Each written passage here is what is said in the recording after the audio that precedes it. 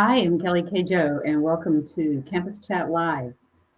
Tonight, we're going to be talking about the impact this coronavirus experience is having on the class of 2021. So, we've been covering a lot about what seniors are doing and how it's impacting their fall, but everything has a ripple effect. So, we want to bring to light what could be in store for the class of 2021.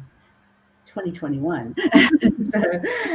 Kelly and Kylie are with me, and we're ready to chat. So please post your comments below and join the conversation. Yeah, if you've got questions, please put them in underneath the video. We'll be able to see them, and we can put them up and answer them as we go. But as Kelly said, Kelly R., I'm just going to start calling them by their initials. Kelly R. wrote an article at the beginning of the week that has gotten us a lot of attention. We knew it would, about how all of the enrollment issues with the class of 2020 due to the COVID pandemic, a lot of people talking about gap years or staying home or changing their minds, will affect in some way, and we don't know yet, the enrollment numbers needed for the class of 2021. So if you're a rising senior, and you are, like in the next couple of days, you're the seniors at your high school, what can you do to help offset what might be a problem? We're not saying that is a problem yet. We're just thinking, as people who have been around admissions, Kelly R. wrote the article specifically, and she'll talk about it. As people have been around admissions, there's a big red flag if people start talking about gap years and the numbers that they are, because those people will be back. So what do you do? And that's what we're going to chat about for the next 20, 25 minutes or so. So Kelly R. wrote the article, so she should lead us off, and then we'll talk about what you should do. Right. So, I mean, so much of the focus, and rightly so, when all of this happened, was on our seniors. Certainly a remarkable, in a traumatic way, time for them, and to think about how they're finishing out their high school year. But then after sort of the dust settled on the immediate shock of everything that had happened, my enrollment management cap kind of came back on. And then I realized how this might impact the current juniors. And just for a little bit of background, for years, about a decade, I played a big part in managing the enrollment numbers for a large state university. And it wasn't the most competitive types of school, but it was in sort of that, relatively competitive state university tier. And so, different schools function and operate differently. But for this one, something like this would have a big impact, or could potentially have a big impact on what it means for the next class. And the way that works is you're given enrollment targets from your senior leaders at the institution. And you're expected to meet those target numbers of enrollment each year. And you really aren't supposed to go over or under by a very large percentage. Either one of those errors can cause pretty big problems for the university. And so the thinking is, if many students this year take a gap year, which has been the discussion, we don't know yet, those numbers aren't in, so this is all speculative. But if the gap year option is a popular one for the current year's seniors, then basically what that means is if they ask those universities that they were planning on attending to defer their enrollment for 1 year, they're already taking a chunk of the spots that were really going to be for the next year's class. And so that means the current high school juniors are competing for fewer spaces at some of these more competitive institutions. Because the competitive institutions are going to still fill those spaces, right? They're going to go to their wait lists right now. We're hearing that is in fact happening. So a lot of those institutions are going to their wait lists, and those students will make it so they meet their enrollment target for this current enrollment period. But those ones that deferred have already taken the spaces for the next year. So that is a concern for juniors, current high school juniors, who are thinking about applying to some of the, medium to high level institutions in terms of how selective they are.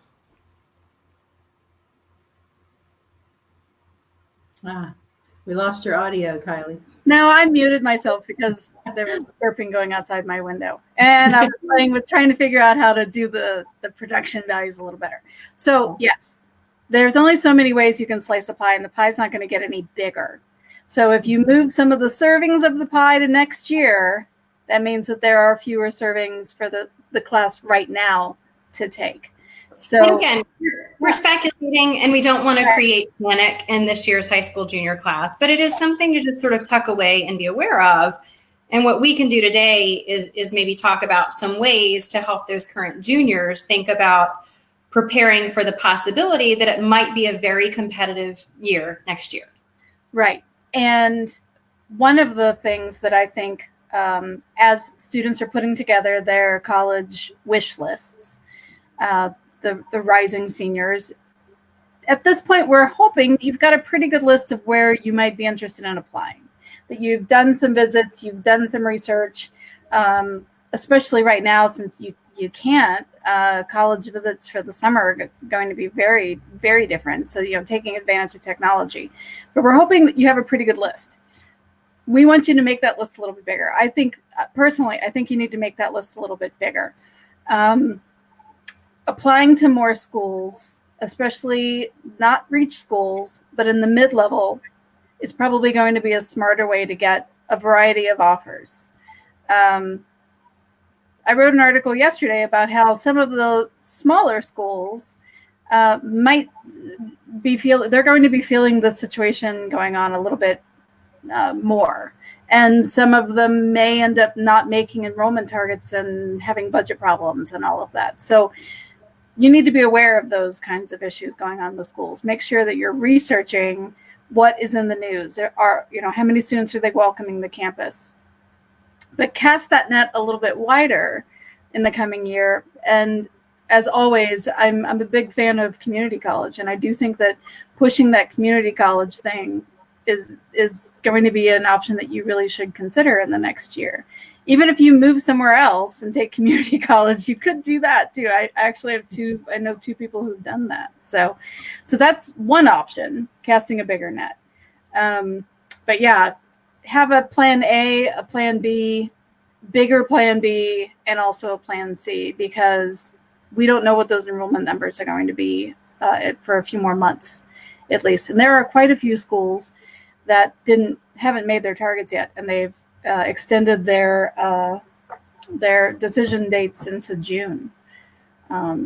There's an article that we have up on the site right now about that. So, yeah, what else can students do to make themselves more attractive or give themselves better odds at getting more acceptances? Do you guys think?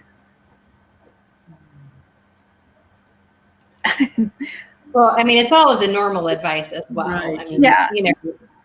The testing is going to be another wild card for next year. Many institutions, even very selective institutions, are saying now that they're adopting test optional policies for the next year. So that is another big wild card. My advice to students is to go ahead and take the test. You don't have to choose to send your scores. But I think not knowing exactly how things are going to shake out, and some of these institutions, even though they're saying they're test optional, still not really having their finger on the pulse of exactly what that's going to mean for them in the future and how they're going to use those who did send scores. Does that play into whether or not you get an honors bid and so forth, or scholarships? So my advice is for current high school juniors, move forward with your testing plans. Also, I understand that means you don't know if you're going to be taking a test online in your bedroom or in a physical location. I don't even think the College Board or ACT can answer all those questions right now. But I would say go ahead and move forward with some sort of testing plan, because I do think that could still play a role in some form of the college admission and enrollment process next year. Yeah. So that's one piece of advice for current high school juniors, what they need to be doing right now. And that falls into the more, like, just do more. We're gonna, don't try to take it easy. Like, and I think it's also tempting to use this time as an excuse. Like, oh, my grades for that quarter won't really matter. What I do this summer won't really matter because they're not going to expect me to be able to do much because everybody's quarantined. Well, trust me, there are going to be some kids out there who are competing for the same space as you are, who did take the fourth quarter, online school very seriously, who did spend the summer finding ways to be creative and come up with ways to serve or to research or to expand themselves in some way from home. And so you don't want to look like somebody who just was on cruise control and just sort of saying, this is unprecedented, so I'm just going to kick back and, focus on just keeping myself happy and sane. I mean, I think we all need to try to keep ourselves happy and sane, but understand that this is not going to be an excuse to not do something in terms of still doing things to add to your college application, which may be more important than ever for current high school juniors. Right. And again, since we don't know exactly the numbers that they're going to be shooting for, or what they're going to be looking for, if you come across as a well-rounded student that had, good depth in places, a solid record, it's still going to matter. There's a certain amount of leeway, I think, for this semester, but falling back on, I just couldn't handle online classes isn't going to work, especially as we go into the future. There's going to be a lot more online classes after this. Colleges, that hybrid college model that I wrote about yesterday, is going to be the norm for these people who are about to be in high school seniors. By the time they're college seniors, it's going to be a totally different educational landscape. So get to know online classes, because they're about to become much more prevalent than you think that they are, and exceed and thrive in them too. So, Kelly Q, what do you think we need to focus on? You were talking a lot about visits, so how do we incorporate that? I think the research, the casting a wider net, so that is really good advice, because if this were a traditional time of year, we would have campus reps visiting high schools and meeting people in person, and having that Q&A in person that's so important. So if you haven't already put yourself on the radar of other schools by filling out their inquiry forms, or if they have online visits, their online visit registration form, you need to do that. So that's how you start casting a wider net. And you can certainly look up colleges on our website and get information about what majors they offer and where they're located and what they cost and things like that. But however you do that, I think it's important to start that earlier, so that you have this whole summer to receive information from them, to kind of raise your awareness about what they're doing, and maybe even follow them, all their social media, and Google them on the news once in a while to see what they're reporting, about their own enrollment, especially as August and September roll around. I think it's going to be real interesting to see how the impact, like if you're a competitive junior or competitive senior, then you might even be looking at applying early decision that you might not have considered doing so before. And on the side of the college counselors, the admissions counselors right now, I think they would probably welcome somebody asking about next year and being interested in next year, because this year has been such a strange year for them, and they're still trying to figure out there isn't really going to be a travel season in the fall. I mean, until schools figure out what they're going to do. And so that's a huge amount of visibility that students are going to lose. So if you're already interested, even if you're somewhat interested in a school, reach out, email them, talk about, what can they send you? Get those counselors interested in you already for 2021. I think it'll give them a breath of fresh air. And if you're the student that does that, then they're going to remember you when that application comes through. They're going to be like, oh, that kid in May said something to me about next year that, he was really forward thinking. She really, was on the ball. Those are, great things to do now. Even though everybody kind of needs a break, but stay on your screens, do more screen work. And the other thing to consider too is, it's the gap year possibility that sort of was the catalyst for a lot of this conversation of, well, what does that mean for the next class? So also understand that there is such a thing as sort of a planned gap year. Yes. And that means you don't even apply to college next year. So if you're a high school junior, you might plan to take a year off after you graduate next year. So you don't apply to colleges for next year.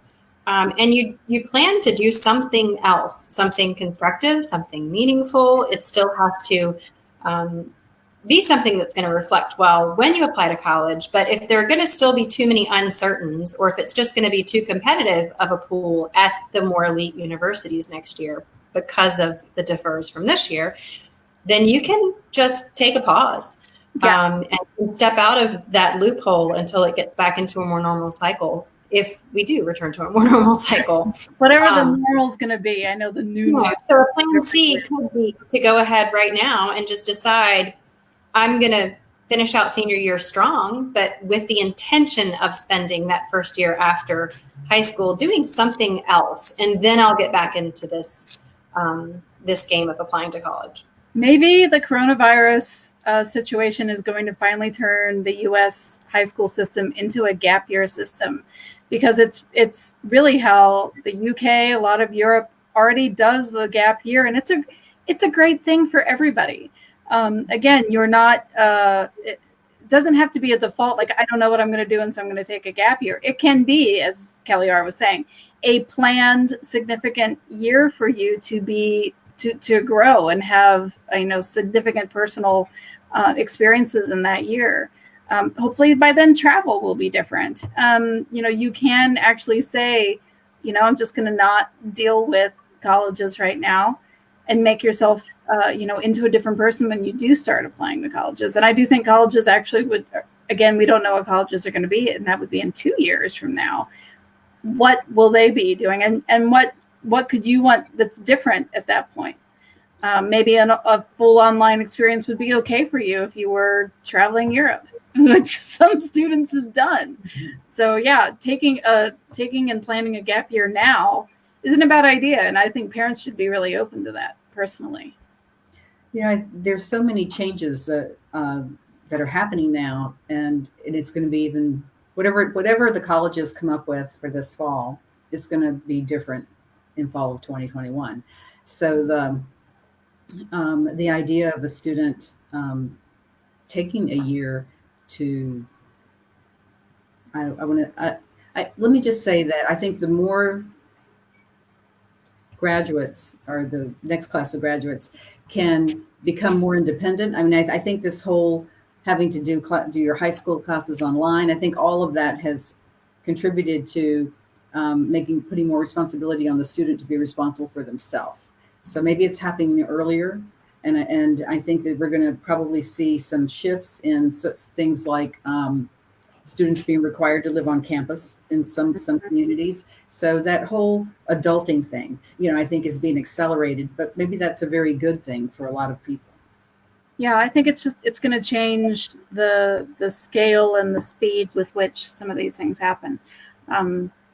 Speaking of like living on or off campus, a lot of schools now have requirements that freshmen live on campus due to social distancing plans. I would suspect a lot of schools are not going to have the room for all of their students to live on campus. So, looking at a university town or a college with the mindset of maybe never living on campus there, we don't know. So, when we talk about college visits, we talk about not just looking at the campus itself, but the surrounding town, the buses, everything involved in the university that you're looking into as a whole. And I think that really might become more important as well. Not living on campus might be something that's just done more often. Again, that's a European model. There's just not residence halls the same way that we have it in the States. So anyway, we are at about 20 minutes. And so I was just going to wrap up real quick. If you are interested in signing up for our newsletter, we send it out every other week. We'll send it out next week, and we'll be talking more about this and about planned gap years and what a gap year really is in depth. There's some other conversations that we're having right now about what is, higher education going to turn into. That'll be in our newsletter. And then, yeah, there's still, I mean, people are going to be moving in the residence halls at some point in the next couple of months. And that's important too. Like, what do you need for moving into your residence hall? What's that process going to look like?